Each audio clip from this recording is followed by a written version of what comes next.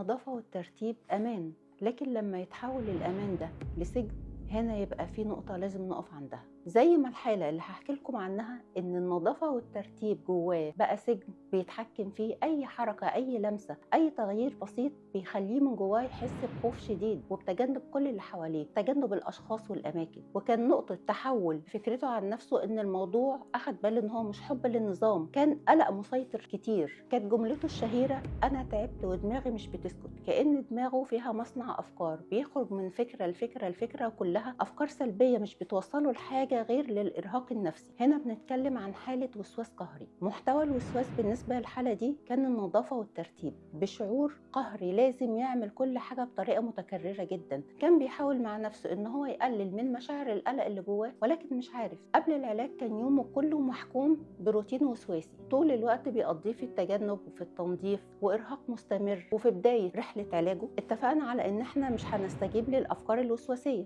عشان الوسواس بينمو على الاستجابة، وبدأنا بالتعامل ببرنامج الDBT اللي هو التعرض وعدم الاستجابة. وتعلمنا فيه إن طبيعي كيرف القلق هيعلى، ولما كيرف القلق يعلى وهو مصمم على عدم الاستجابة الكيرف بينزل على ما فيش. وزي كل حالة التحسن بيجي بالتدريج، وبداية التدريج إن هو ما بقاش يقوم بطقوسه الوسواسية، فبدأ يحس بالحرية اللي هو كان محروم منها. الرسالة اللي أنا عايزة أوجهها هنا إن الوسواس القهري مش جزء من شخصيتك، وبداية النجاح في رحلة علاجك إنك هتحس بالحرية، الحرية اللي هي كانت مصاحباك من سنين وإنت نسيتها، هترجعوا لبعض تاني.